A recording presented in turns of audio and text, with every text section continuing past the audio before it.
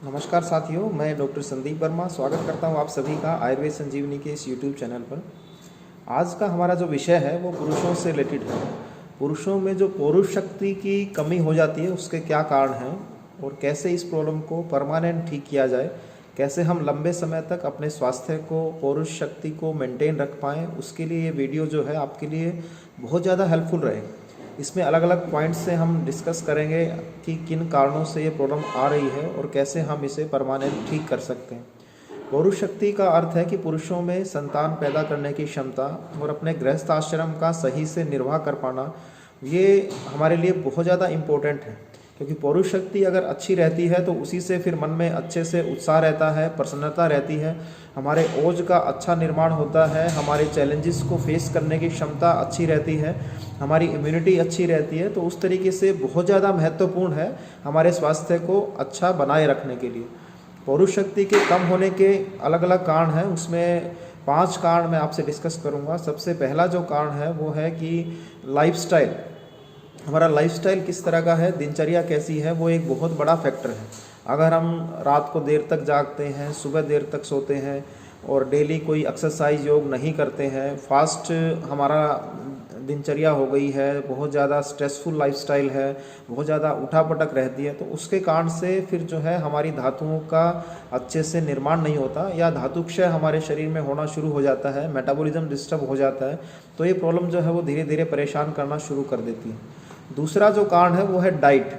हम डाइट किस तरह की ले रहे हैं ये भी बहुत ज़्यादा महत्वपूर्ण है, क्योंकि हमारी सारी धातुओं का निर्माण जो है वो अच्छे आहार से होता है।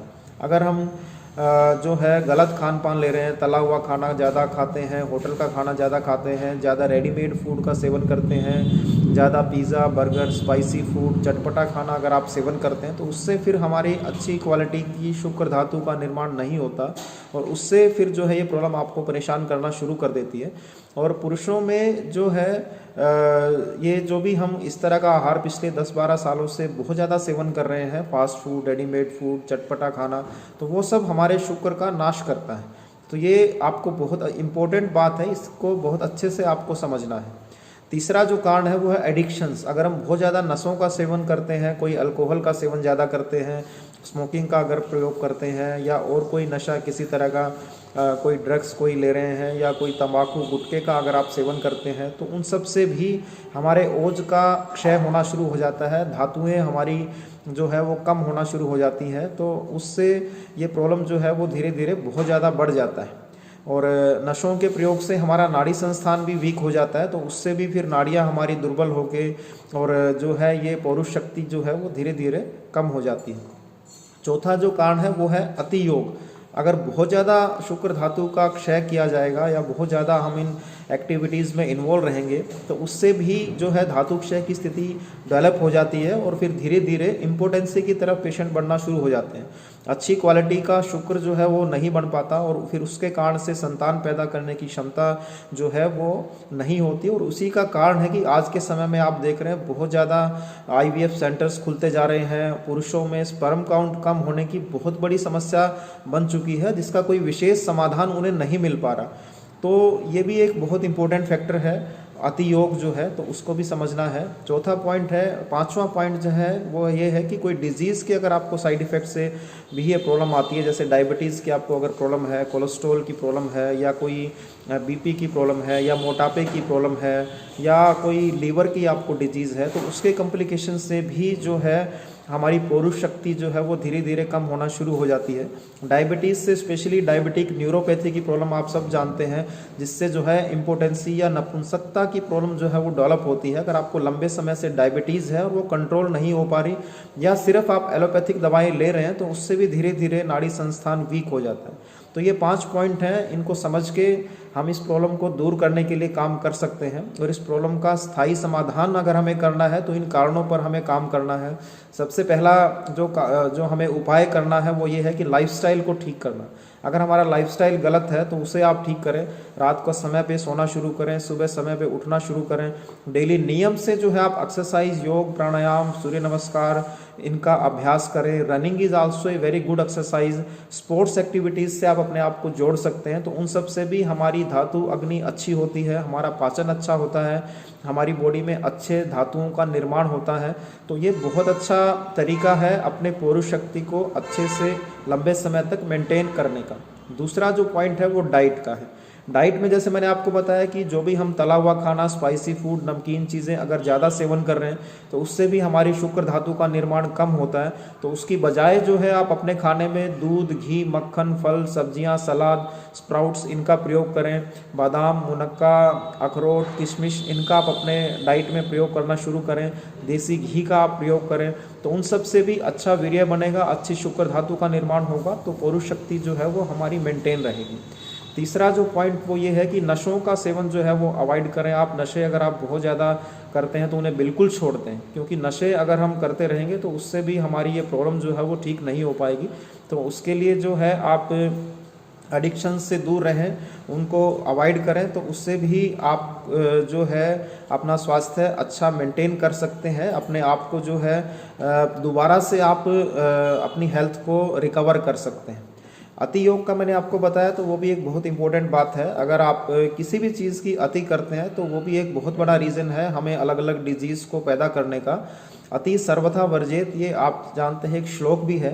एक उदाहरण के रूप में भी आप समझ सकते हैं कि अगर आपके पास एक गाड़ी है और आप उसे एक साल में ही 1 लाख किलोमीटर अगर आप चला देंगे तो उसका डेफिनेटली इंजन जो है वो काम करना बंद कर देगा। उसी तरह से जो हमारे शरीर में धातुएं बनती हैं, अगर हम उसे एक्सेस में उसका क्षय करते रहेंगे तो उससे भी फिर जो है हमारे शरीर में ये प्रॉब्लम्स जो है वो परमानेंट आना शुरू हो जाएंगी। तो इस पर हमें काम जरूर करना है, समझ के करना है। अगर आपको कोई डिजीज़ है, किसी भी तरह की कोई डायबिटीज़ है, कोलेस्ट्रॉल है या मोटापे की प्रॉब्लम है, तो उसको आप आयुर्वेद के अपने चिकित्सक से समझ के उसका परमानेंट समाधान करने के लिए काम करें। अपनी दिनचर्या, योग, एक्सरसाइज, आहार, मेडिसिन्स का प्रयोग करके आप बहुत अच्छे से इन डिजीज़ को मेंटेन कर सकते हैं और उससे भी फिर आपको ये सब जो कॉम्प्लिकेशन आ रही हैं उनसे आप अपने आप को बचा सकते हैं, अपने स्वास्थ्य को लंबे समय तक मेंटेन कर सकते हैं। पांचवा जो पॉइंट है वो ये है, इस प्रॉब्लम को दूर करने के जो मैं आपसे उपाय बता रहा था उसमें आपको एक घरेलू नुस्खा भी आप अपने घर में बना के प्रयोग कर सकते हैं। बहुत ही इफेक्टिव है ये और बहुत आपको फ़ायदा करेगा। उसके लिए आपको कुछ आयुर्वेद की हर्ब्स हैं जो हर्बल मेडिसिन की शॉप से आपको मिल जाएंगी, तो उनको आप लेके उसे बना के प्रयोग करना शुरू करें।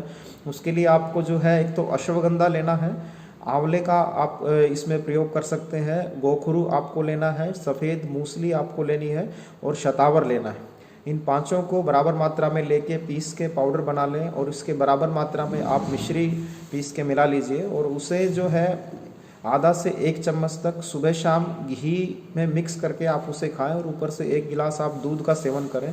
तो ये अगर आप 1-2 महीना लगातार प्रयोग करते हैं तो बहुत ज़्यादा आपको सभी प्रॉब्लम्स में फ़ायदा मिलेगा। आपका स्वास्थ्य लंबे समय तक जो है वो मेंटेन रहेगा। जहाँ आपको लगता है कि सब ये उपाय आप कर चुके हैं और आपको आराम नहीं मिल पा रहा, तो उस स्थिति में आप हमारे चिकित्सालय में हमें संपर्क कर सकते हैं। फरीदाबाद में हमारा आयुर्वेद संजीवनी के नाम से ये जो सेंटर है वो पिछले 6 सालों से हम यहाँ काम कर रहे हैं और इन सभी डिजीज़ पे रिजल्ट ओरिएंटेड हमारी प्रैक्टिस है। हम कारण को दूर करने पे फोकस रख के डिजीज़ का स्थायी समाधान हो उसके लिए काम करते हैं। तो आप इसके लिए हमें कभी भी संपर्क कर सकते हैं, मैसेज कर सकते हैं, फ़ोन कॉल आप कर सकते हैं या हमारे चिकित्सालय में डायरेक्ट भी आके आप मिल सकते हैं। तो उन सब से आपकी जो ये प्रॉब्लम है वो परमानेंट ठीक रहेगी, आपका स्वास्थ्य लंबे समय तक मेंटेन रहेगा और टेम्परेरी सॉल्यूशंस से आपको बचना है। ये एक बहुत इंपॉर्टेंट बात है। जो भी आप एडवर्टाइजमेंट्स के माध्यम से अलग अलग जगह मिलके और लाखों रुपए अपने वेस्ट कर रहे हैं, तो वो सब की बजाय आपको ये समझना है कि जैसे और सभी रोग हैं वैसे ये रोग भी कारणों के अनुसार उपाय करने से परमानेंट ठीक होता है। टेम्परेरी सॉल्यूशंस नहीं है इस डिजीज़ के लिए कोई भी। तो ये बात आपको विशेष रूप से समझनी है, तभी आप इस प्रॉब्लम को आप ठीक करके लंबे समय तक अपने गृहस्थ आश्रम का निर्वाह कर पाएंगे। तो दोस्तों, उम्मीद करता हूँ ये वीडियो आपके लिए बहुत ज़्यादा हेल्पफुल रहेगा। आपसे रिक्वेस्ट है कि इन वीडियोस को शेयर करें, लाइक करें और हमारे चैनल को सब्सक्राइब करें। आप सभी के साथ दोबारा से फिर मुलाकात होगी। जय हिंद, जय भारत।